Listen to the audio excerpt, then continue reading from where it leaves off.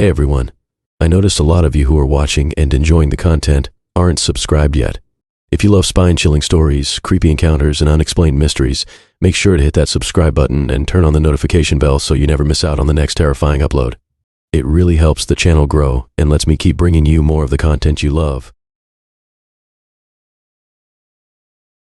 I never thought something as simple as a date would lead to something that still messes with my head. It was one of those nights where you're just out trying to have a good time. No expectations, just meeting someone new. I'd been on a few Hinge dates before, but this one, it was different. I didn't realize how much until later. So, I met him, Mark, on Hinge. At first glance, he seemed pretty normal. A little quirky maybe, but nothing weird. We got along, sent a few messages back and forth. He wasn't the type to text you paragraphs every second, which I appreciated. Honestly, it was a little refreshing. We made plans to meet up at a bar in the city, somewhere casual, nothing too fancy. I like keeping things low-key at first. We had a decent time. We talked about random stuff. Nothing stood out as alarming, though I couldn't shake the feeling that something wasn't entirely right. You know when you just get a vibe from someone? Not like they're a creep or anything, just off.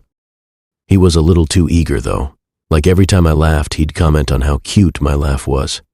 At first, I thought it was sweet. But after the third or fourth time, it started to feel more like he was trying a bit too hard. And then there was the way he would look at me, like really look at me. Not the typical polite eye contact, but intense, almost like he was studying me. It made me uncomfortable, but I shrugged it off. Maybe I was just being paranoid. He was tall, attractive, with this disarming smile. He had all the right things to say, made good conversation. Still, there was something off. The date ended, and he walked me to my car. Nothing out of the ordinary happened.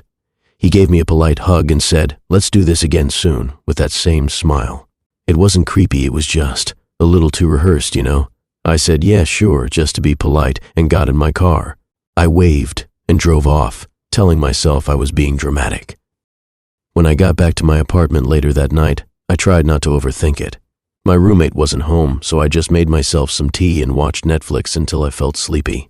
Honestly, I was expecting to crash hard after a long day. But I was still buzzing a little from the date. I kept replaying the conversation in my head, trying to figure out what I didn't like. It was so subtle I couldn't pinpoint it. Mark seemed fine, like the kind of guy you meet on a dating app who's trying a little too hard to seem charming but isn't completely off-putting, you know? So, there I was, lounging in my bed, scrolling through my phone in the dark, just unwinding. The place was dead quiet. Then, out of nowhere, I heard a knock. Not a knock on the door, but a soft tap, light, almost like someone was tapping on glass. At first, I thought it was the wind or something. But then the tap came again. It wasn't rhythmic, just a single knock every few seconds. Definitely not the wind. I paused my phone and listened harder. The knock wasn't coming from the apartment door, it was coming from my bedroom window. Now, this might not seem like a big deal to you, but here's the thing. I live on the 3rd floor. I don't have a balcony. The only way to get to my window would be if someone climbed up the fire escape, which was rusty and covered in grime. I'd never seen anyone on it in the years I've lived here. I got up slowly, almost instinctively. I knew something wasn't right, but my brain wasn't exactly ready to admit it yet. I walked over to the window and slowly peeked out, my heart beating a little faster than normal.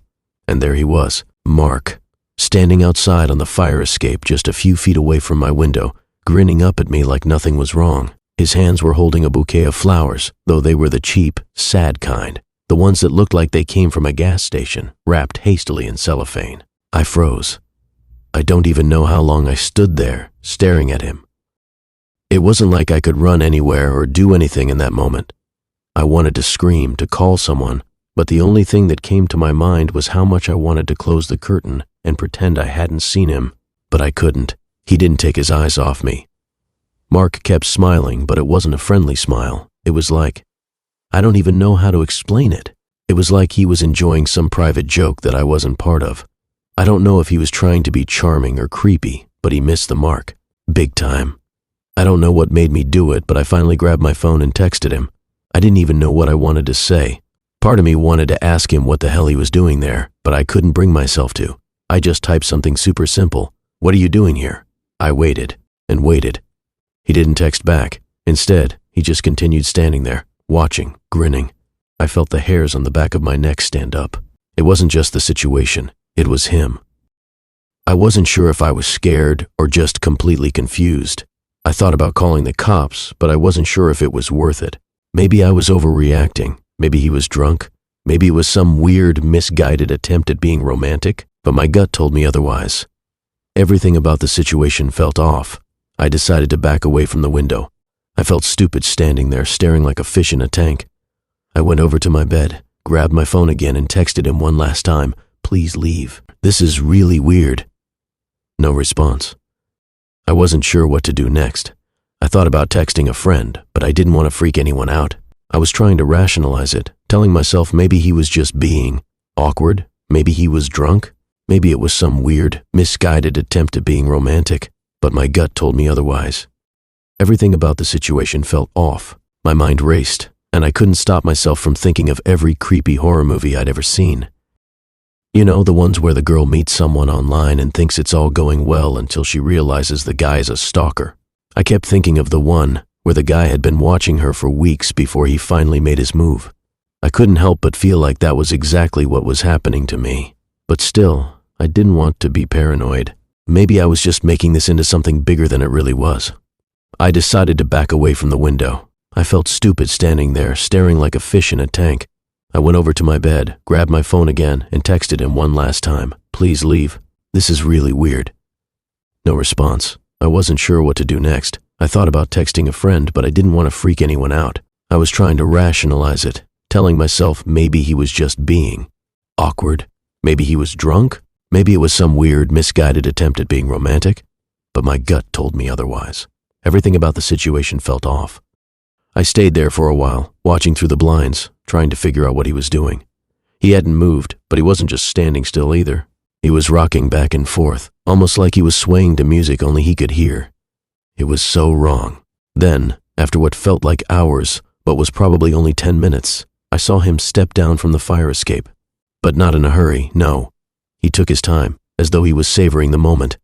I felt like I could finally breathe, but I didn't let my guard down. I waited. I didn't hear him leave immediately, so I stayed by the window for a few more minutes. Then, just as quietly as he had appeared, he was gone.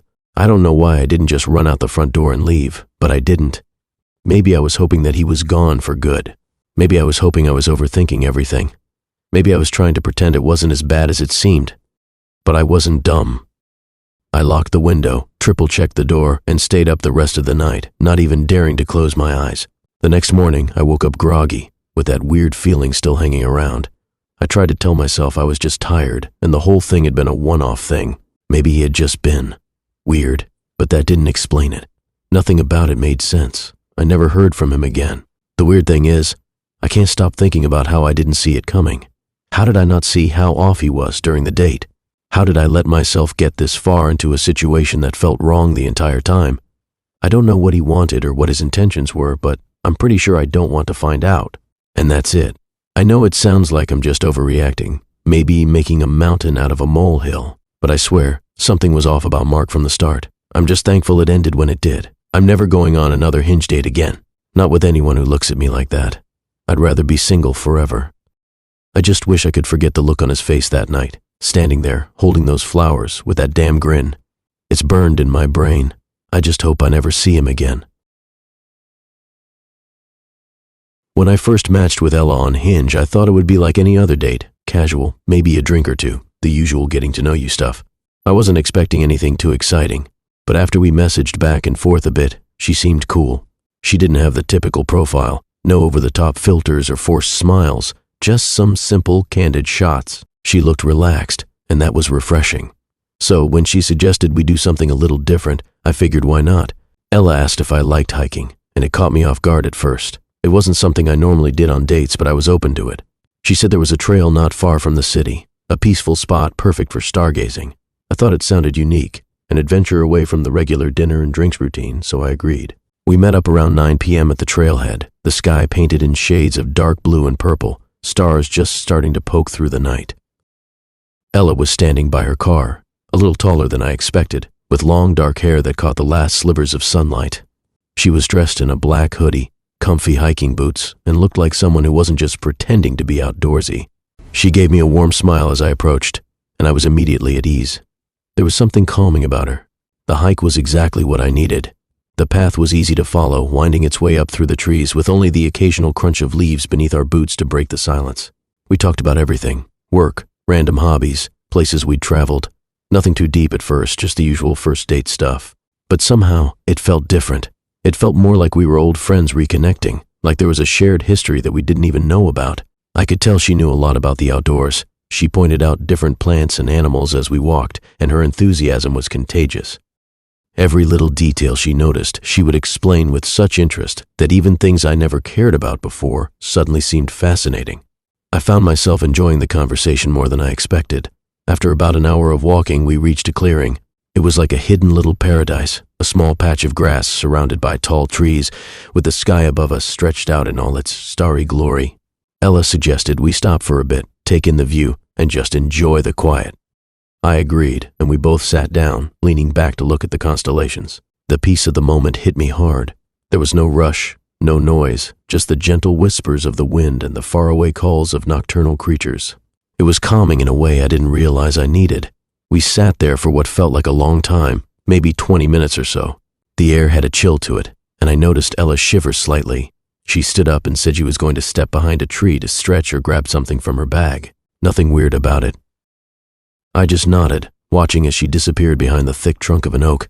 I stayed sitting for a while, just staring up at the stars, thinking about how nice the night was. But then, after a few minutes, I realized it had been longer than I thought. I glanced at my watch. It was pushing 10:30 now. I stood up, calling her name lightly at first, thinking she was just taking her time. No response. That's when the weird feeling hit me. The woods felt too quiet, too still. It wasn't that there was something wrong, but it was like the air had thickened and the silence had become oppressive. I walked over to the tree where she had gone behind and peeked around it. There was no sign of her. I took a few steps back, scanning the clearing, and then started walking down the path we had come from. Maybe she was further down the trail or had wandered off a bit to look at something. But every time I called her name, the words just seemed to hang in the air, swallowed by the stillness. After a few more minutes, I started getting worried. This was out of character for her. She was the one who had suggested this hike, the one who had seemed so confident and at ease. She wouldn't just wander off without saying anything. I pulled out my phone and called her. The phone rang twice before going to voicemail. I left a message, but the sinking feeling in my stomach only deepened. Where was she? Why wasn't she answering? Maybe she had hurt herself. Maybe she'd been bitten by something. Panic started creeping in. I called again, but this time there was no answer. The unease quickly turned to dread. 20 minutes passed. I started to walk further into the woods, hoping I had somehow missed her. I retraced our steps, checking every nook and cranny I could think of, but there was no sign of her, no trace of her footprints or anything that suggested she had been there at all. It was as if she had vanished into thin air. I called her phone again. No answer. My calls echoed in the dark silence, and it was almost as if the woods themselves were mocking me. The feeling that something was very wrong was now impossible to shake. I was walking in circles, retracing the same paths over and over, but it was like the trees were closing in on me. The more I searched, the more disoriented I became. I realized I wasn't even sure where the trailhead was anymore. The path I had followed, the one I knew so well just a short while ago, now seemed unfamiliar. Everything had started to blur together, like the landscape was shifting, turning into a maze. With the battery on my phone nearly dead, I finally made the decision to call the police.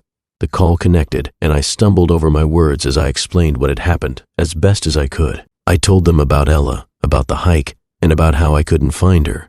The response wasn't exactly comforting. They said help was on the way, but they didn't seem as concerned as I was. When they finally arrived, they brought in a few more officers and we combed the woods for hours. We used flashlights, shouting her name, checking the surrounding area, but there was no trace of Ella, no sign of a struggle, no footprints, nothing. It was like she had never been there at all. The police told me to go home. I didn't want to leave, but they insisted, saying that there was nothing more they could do. They'd come back in the morning. I tried to convince myself that it was just a fluke. Maybe she decided to leave, or something had happened, and she didn't want to tell me.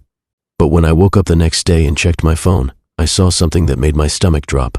Ella's profile on Hinge, gone. No trace of her anywhere.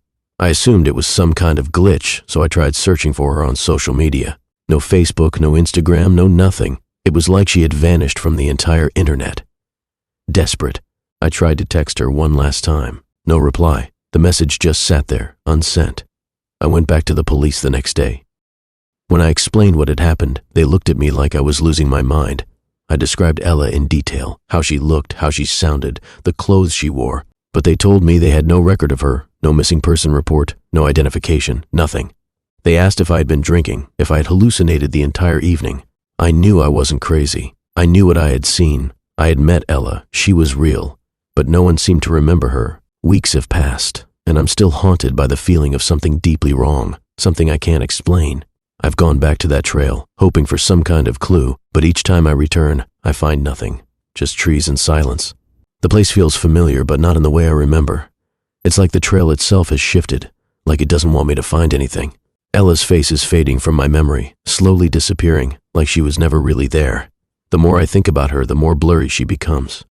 It's like I'm losing her, and with her, the whole night is slipping away. I don't know if she was real or just some kind of twisted dream, but what I do know is that I'll never get an answer. And that thought, that's what keeps me up at night. I've never been one for online dating, but after hearing a bunch of my friends talk about their success on apps like Hinge, I figured I'd give it a try. I wasn't expecting fireworks or anything, just a chance to meet someone new. I matched with a woman named Rachel, and from the start she seemed cool, easy to talk to, funny, and we had some common interests. Our conversations were casual at first, but after a few days of texting, we decided to meet in person. We agreed on a coffee shop in the city center, a low-key spot with cozy lighting and decent espresso. It was the kind of place where people go to chill, but you don't get interrupted by crowds or people rushing in and out. When I showed up, I spotted her right away. Rachel was sitting by the window, scrolling through her phone, looking just like her pictures. Dark hair, sharp features, and a smile that looked even better in person. At first, everything seemed normal.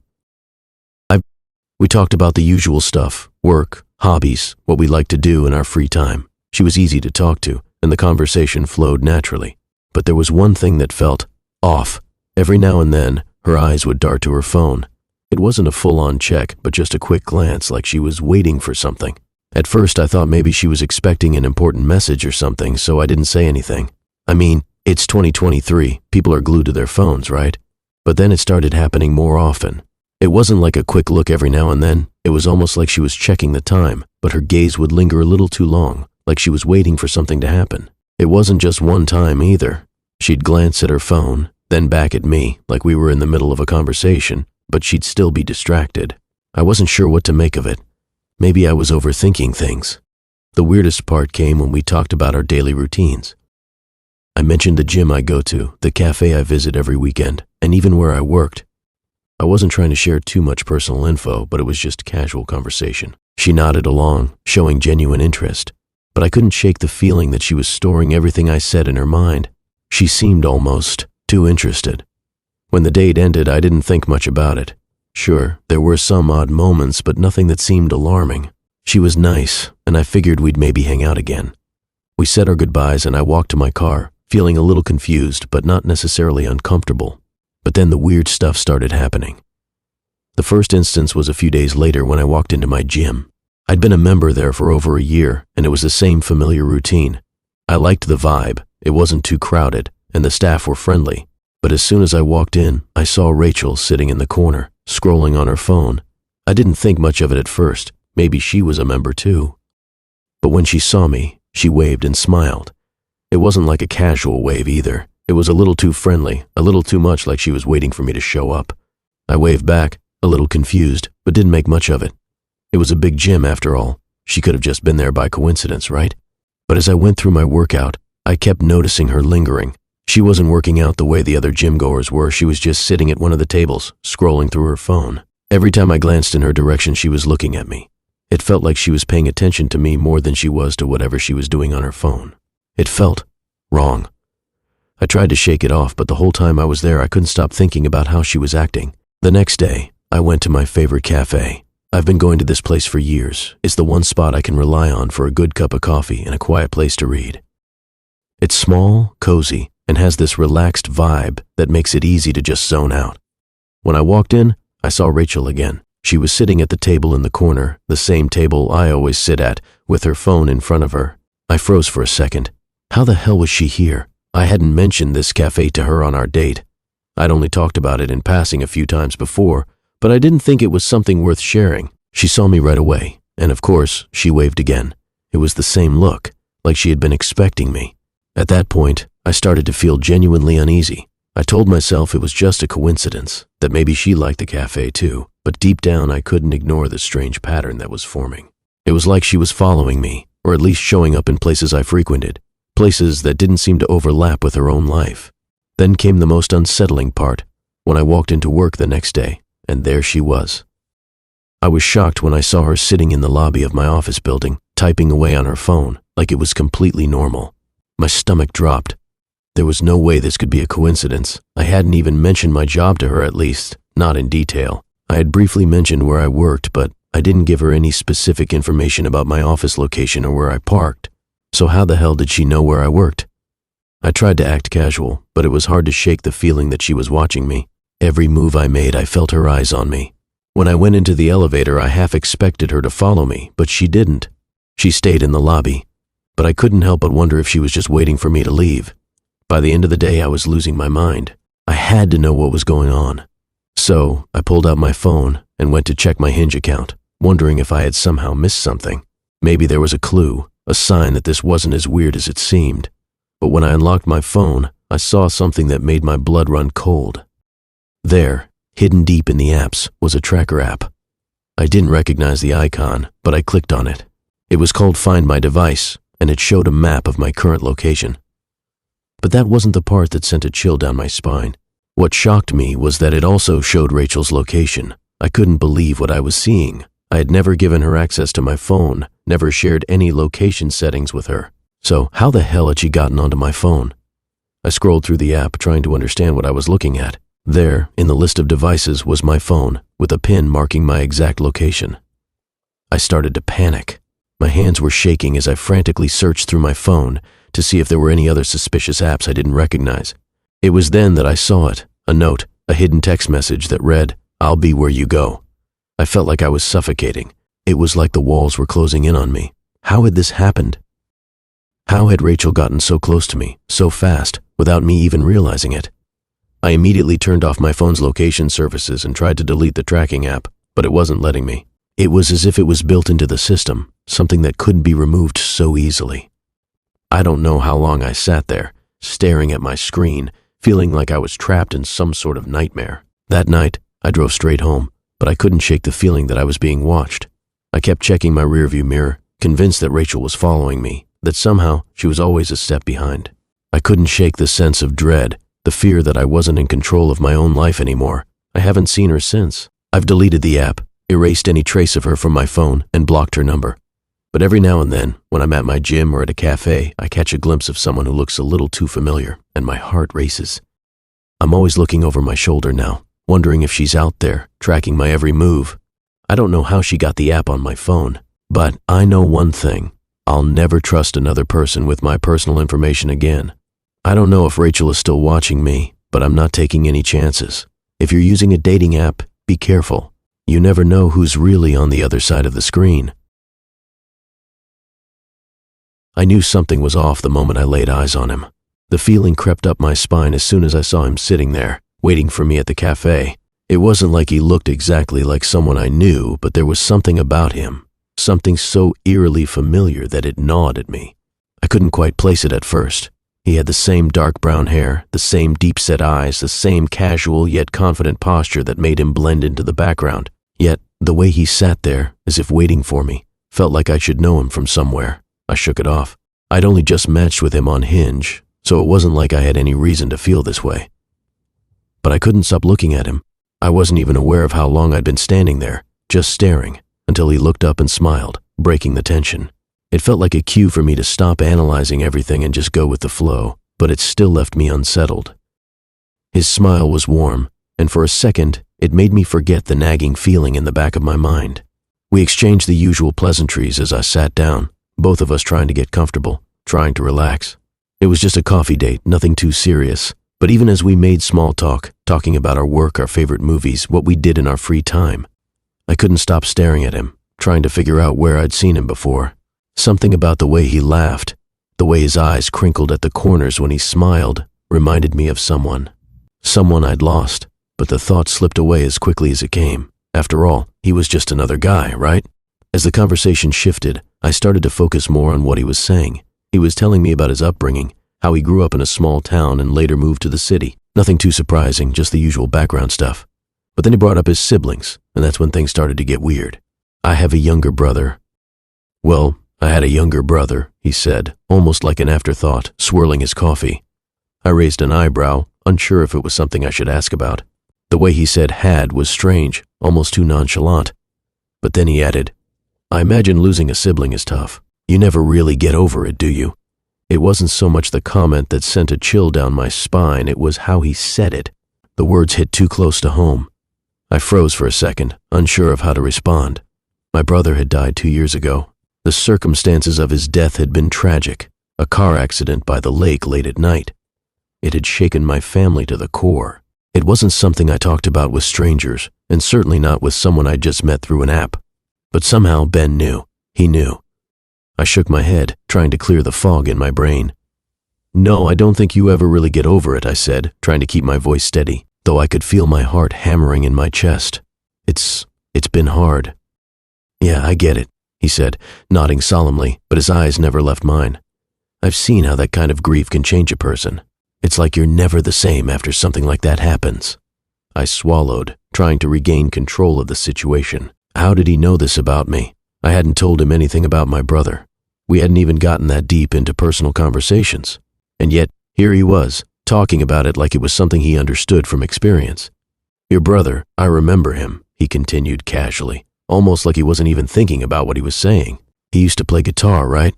You guys would go hiking together on weekends? I remember you talking about it in one of your posts a while back. My stomach dropped. I couldn't believe it. I hadn't posted about my brother in months, not since the memorial service. And even then, I hadn't said anything about our hiking trips or his guitar. I had kept all that private, tucked away in the corner of my mind, away from the public eye. So how could he know? I tried to regain composure, to keep my cool, but the panic was bubbling up. It wasn't just a passing comment anymore. He wasn't just some guy talking about something he thought was casual. It was like he was reliving my brother's life with me, like he knew intimate details about him that only family would know. I glanced at his face, trying to see it for what it was, a face of a stranger. But all I could see was my brother's face. It wasn't exact, not at first, but the more I looked at him, the more I saw the resemblance. It was subtle, but it was there. His eyes, those same deep brown eyes, the shape of his jaw, the slight curve of his lips when he smiled. It was like looking at a younger version of my brother, a version I'd never gotten to see. My pulse quickened and I could feel the blood rushing in my ears. I had to get out of there. This was all too much. But before I could make up some excuse, he kept talking, seemingly unaware of the way I was spiraling inside. You guys used to spend so much time by the lake, right? Your parents still live near there? He asked, his voice quiet now, almost like he was speaking with some kind of reverence. His words hit me like a punch to the gut. I blinked, trying to compose myself. The lake. That night. The night my brother had died. How could he know? How could anyone know? He noticed the sudden change in my expression. He tilted his head slightly, eyes narrowing, and for the first time, there was something in his gaze that made me feel like he was watching me, studying me. It wasn't just curiosity. It was something deeper, like he was looking right through me. My mind raced as I tried to process everything. Was this some kind of sick joke? A coincidence? Or was it something more sinister? I didn't know, but I couldn't sit there any longer. I needed air. I told him I needed to step outside for a moment and excused myself to the bathroom. I spent a solid few minutes just staring at my reflection, trying to calm myself down, trying to make sense of what had just happened. This wasn't normal. None of it was. When I returned to the table, I didn't know what to say. I didn't know how to act. I had to get out of there now. I couldn't breathe. It was like the walls were closing in on me. I fumbled for my wallet, paid for my drink, and quickly stood up. I didn't even look at him as I hurried out of the cafe, almost tripping over my own feet in the process. I felt like I was in a dream, one where nothing made sense but everything felt too real. By the time I got home, I was shaking. I locked the door behind me, sat down on the couch, and tried to take deep breaths, but my heart wouldn't slow down.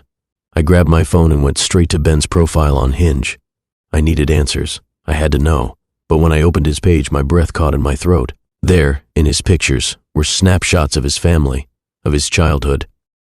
And in one of those photos, there was a picture of him, a younger version of Ben. And in that picture, standing beside him, was my brother. It wasn't a coincidence. The face was unmistakable. My brother's smile, his posture, everything about him was in that picture, like it was meant to be there. It hit me all at once. Ben wasn't just some guy I had matched with on Hinge. He wasn't a stranger. He was someone who had somehow inserted himself into my life, my family's life, in a way that I couldn't explain. I blocked him immediately, but the unease didn't go away. In fact, it only deepened as I sat there, my phone in my hands, staring at the screen, trying to make sense of everything. I don't know who he was or why he looked so much like my brother. I don't know if it was some twisted coincidence, if he was involved in my brother's death somehow, or if this was all some sick game. All I know is that after that night, I couldn't sleep. I couldn't escape the feeling that he was still out there, watching me. And the worst part, I'll never know if I'm the one who's losing my mind, or if he's really out there, wearing my brother's face. I wasn't sure if I should be flattered or terrified when I first met Kayla. Honestly, I didn't know what to think after our date. It started off like any other Hinge date, small talk, trying to figure out if there was any actual chemistry. She seemed cool, claimed she was a history buff, and we ended up talking about a bunch of random topics, books, movies, travel. Nothing too weird, at least at first. But then things got strange. I mean, really strange. Let me back up a little. I matched with Kayla a couple of weeks ago. Her profile was your typical loves history kind of vibe. She was into ancient civilizations, old war stories, and everything else in between. She seemed smart, like someone you could talk to for hours. We talked back and forth about all the usual stuff, what we do for work, what our families were like, and whether or not we liked pineapple on pizza. The conversation was good, not too rushed, but definitely a little more than just surface level. It was normal, you know? I was looking forward to meeting her. We set up our date for a Saturday afternoon at a quiet cafe. I chose the place because it was cozy and relaxed, perfect for getting to know someone without the chaos of a bar or club scene. When I got there, Kayla was already sitting at a table, her back to me. She had a notebook open, scribbling down something. Honestly, I didn't think anything of it at first. She looked pretty much like her pictures, dark hair, glasses, and a relaxed vibe. I walked up and said hi, and she smiled. It was normal, but maybe a little too normal, if that makes sense. We started talking about books, history, stuff we like to do in our free time. I tried not to be nervous, but I couldn't help but notice how into the conversation she was. She was really passionate about history, like way more than anyone I'd ever talked to about it. She even started telling me detailed stuff about ancient civilizations, which was cool, I guess, but honestly, I was getting more and more distracted by her. How she was leaning in, almost too interested in everything I said. But that wasn't even the weird part.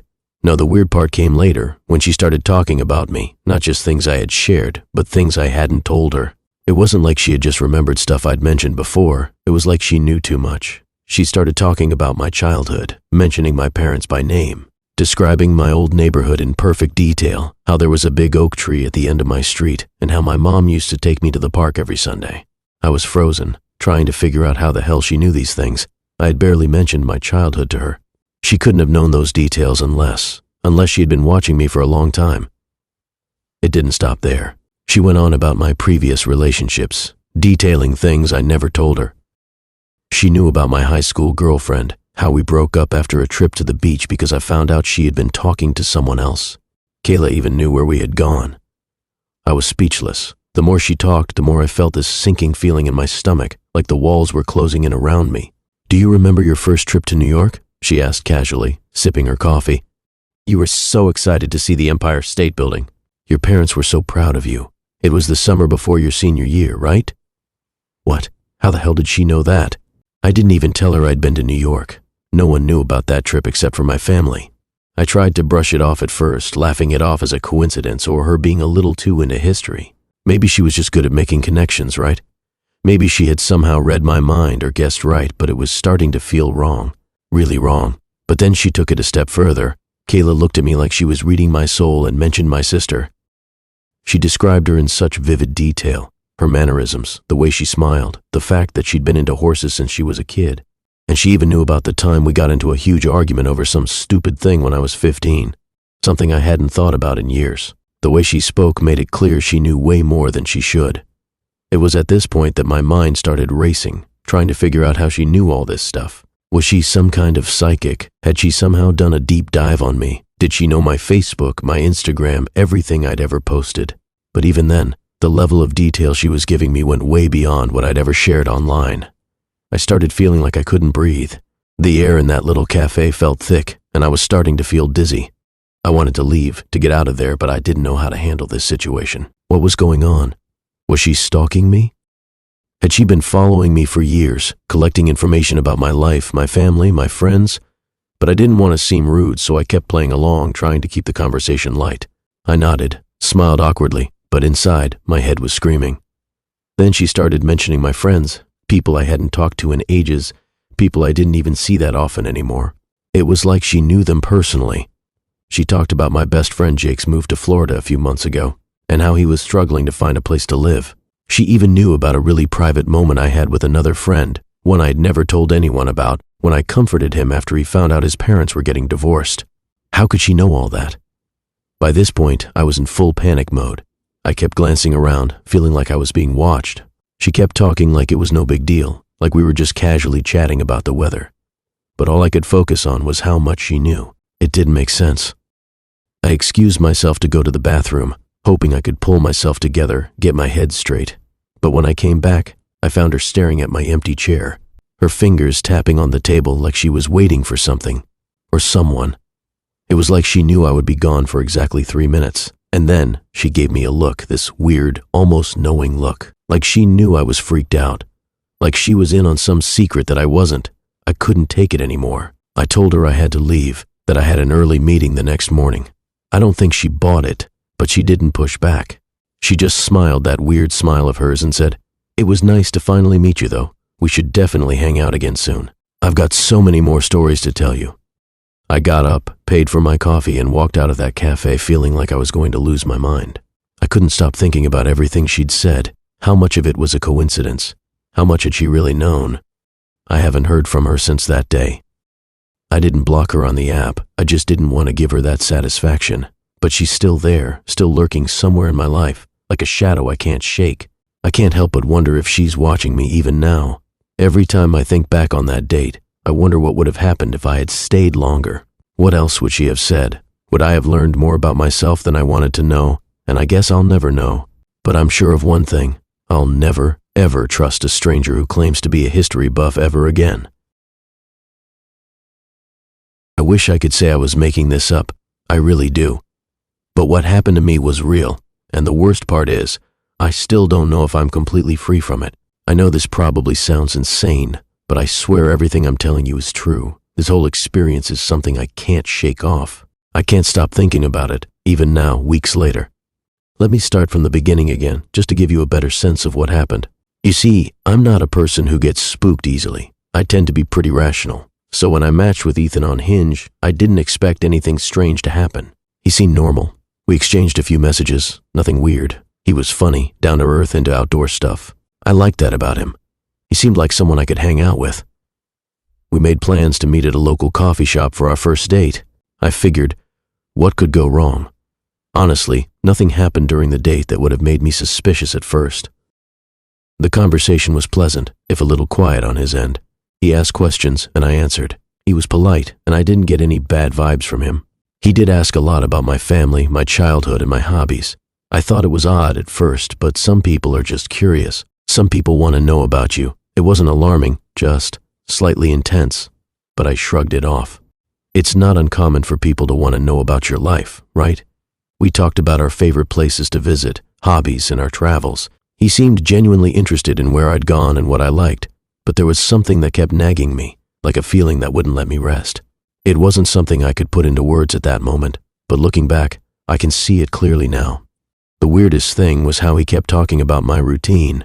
He knew about the yoga class I went to every Wednesday. He mentioned the dog park I visited every Sunday with my friend Katie. He even knew about this little corner store I loved for its handmade candles, places that I never talked about openly. Not on Hinge, not on social media, not to anyone. It was like he knew me better than anyone, even though we had just met.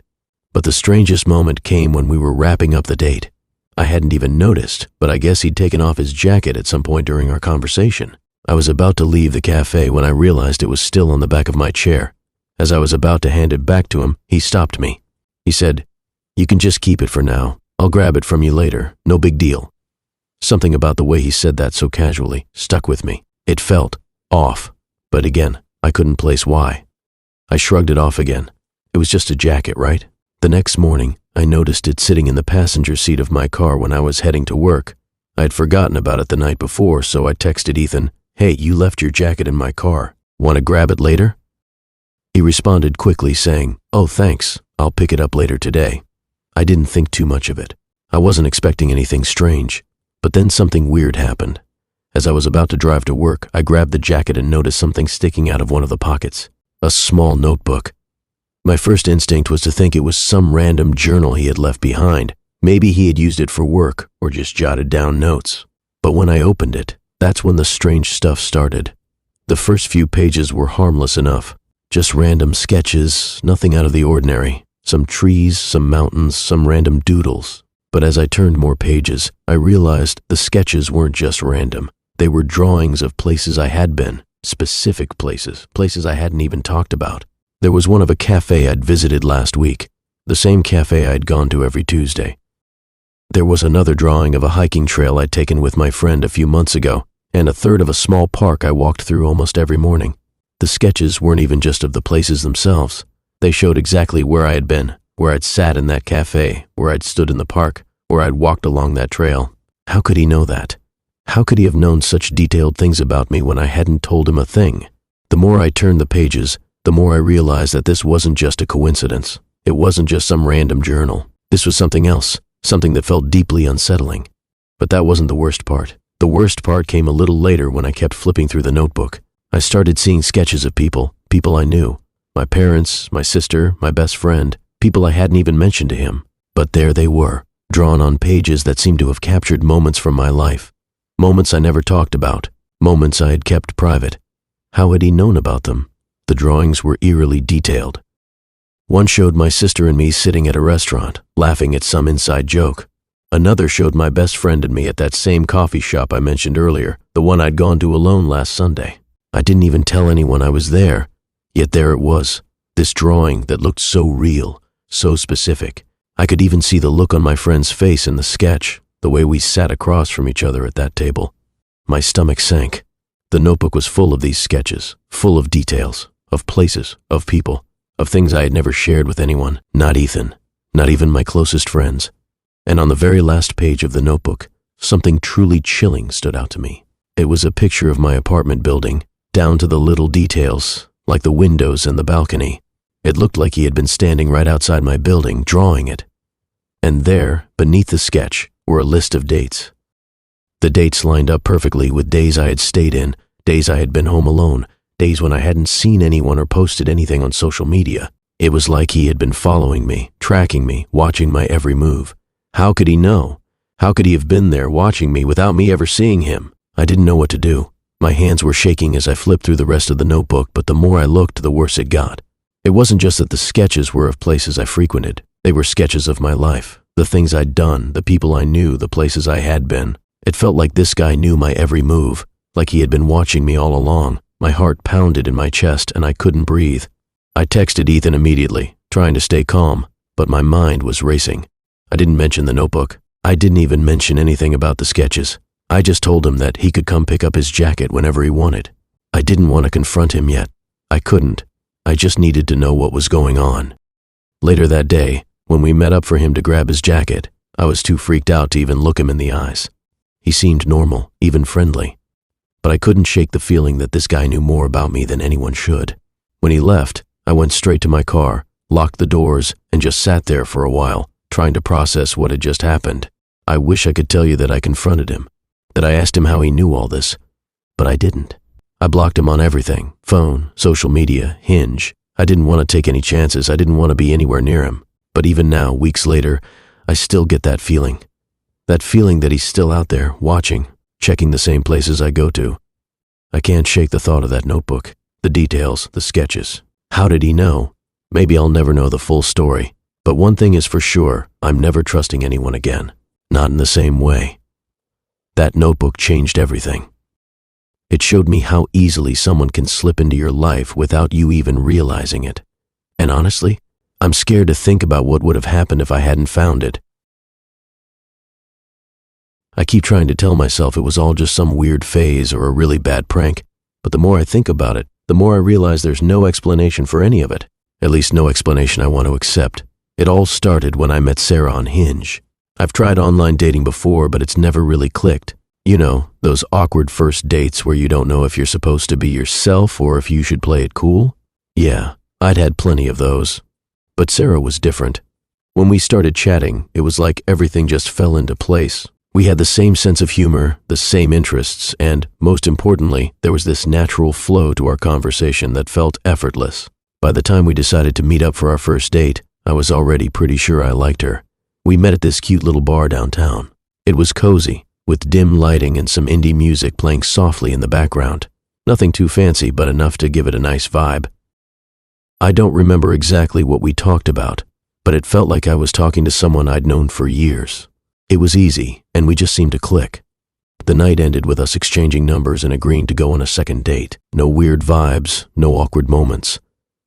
I thought, this is great. I think this could actually go somewhere. But then, things started to get strange. The second date was scheduled for a few days later. I was excited.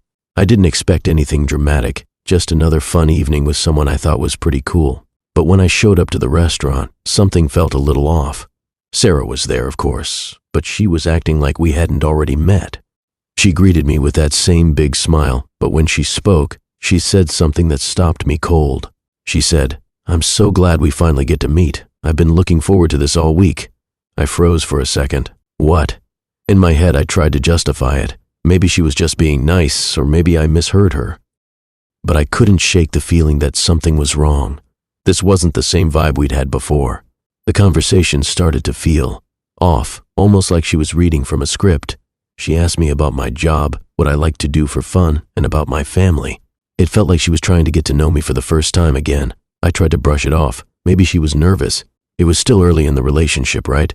People get anxious on dates, but as the night went on, I started noticing even weirder things. Sarah started telling the same stories I had already heard her tell on our first date.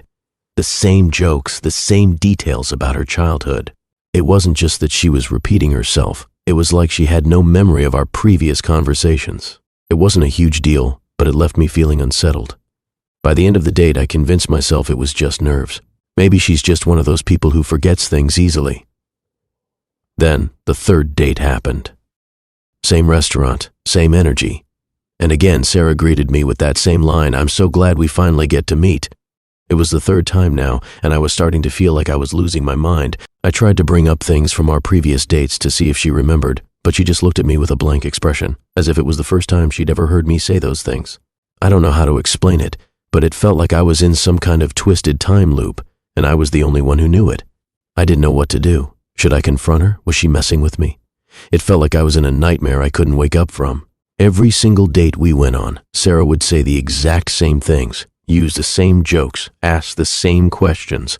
It was like she had a script in her head, and she was reading it over and over again, like she was completely unaware of the fact that we had already done this again and again. I tried to push through it. I thought, maybe it's just a weird coincidence. But I started to feel like I was losing my grip on reality. Why did I feel like I had been stuck in the same place over and over again? Why didn't Sarah remember any of our conversations? She seemed to genuinely enjoy our time together, but it was becoming more and more apparent that she had no recollection of our past dates. It wasn't just a forgetful thing, it was like she was resetting every time, as though she had no memory of me at all. I couldn't understand it.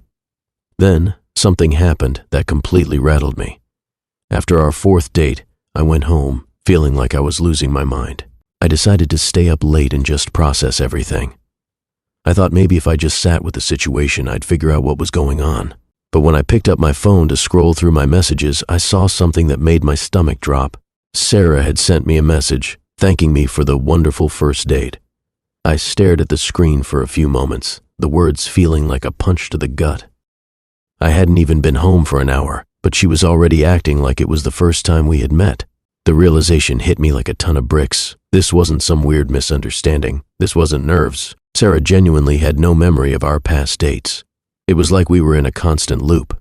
Every time we hung out, it felt like we were meeting for the first time, and she had no idea who I was. I couldn't stop thinking about it. I wanted to ask her about it, but something inside me told me I shouldn't. Maybe it was fear. Fear of what she might say, or fear of confirming that this was really happening. I didn't want to seem crazy, but the more I thought about it, the more I realized I wasn't imagining things. So, I decided to test her. The next time we hung out, I tried to throw in some details from previous dates, small things, just to see if she would remember them. But every single time, she would look at me with that same blank expression. It was like I was a complete stranger to her. Each date we would talk about the same things, the same hobbies, the same plans for the future. And each time, she acted like she was hearing it for the first time. It was driving me insane. The final straw came one night when I decided to pull out my phone and show her a picture I had taken of us on our second date. She looked at it, then back at me, and said, "Wow, what a great night. I'm so glad we're finally getting to know each other better." I couldn't take it anymore. I knew that was a lie. We had been through this exact same conversation before, and she had no memory of it. I don't know what to make of this. I haven't seen Sarah since that night. I tried to text her, tried to ask her what was going on, but she never responded. It's been days, and the silence is maddening. I don't know if I'll ever get an answer, but I know one thing for sure: I can't keep doing this. Something's not right, and I'm not sure if I'll ever understand what happened, but I'm done. I met Toby on Hinge. His profile seemed genuine, nice guy, decent pictures, a good sense of humor. After chatting for a while, we decided to meet up for dinner at my place. It wasn't the most exciting plan, but it seemed like a good way to get to know each other. Besides, I felt comfortable having him over. We had talked for weeks, shared a lot about ourselves. I was already familiar with his job, his hobbies, and even his favorite movies. It felt like I knew him, so having him over didn't seem like a huge deal. The night went well. We had dinner, talked about random things, and laughed a lot. It was easy. He wasn't pushy or awkward, and I liked that. After a few hours, I walked him to the door, we said our goodbyes, and I watched him leave. Simple, right? I didn't think much of it. But when I went back inside, something felt off. I couldn't quite put my finger on it. Everything was in its place, the apartment looked fine, and there was nothing that screamed, "Something's wrong." But then I noticed it. My spare key, the one I kept on a little hook by the kitchen counter, it was gone. At first I thought I had misplaced it. Maybe I dropped it when I was rushing around before Toby arrived. But I searched everywhere and couldn't find it. That's when I started to panic. I called my best friend and we talked it through. I was a little embarrassed, honestly, but I figured it was better to be safe than sorry. Maybe I'd left it somewhere, or maybe it had fallen into the trash. But deep down, I knew I hadn't lost it. I always put it in the same spot, and it wasn't like me to misplace something so small. The more I thought about it, the more uncomfortable I felt. Toby had been here. The only person who had access to that key was him. I quickly shrugged it off. There was no way.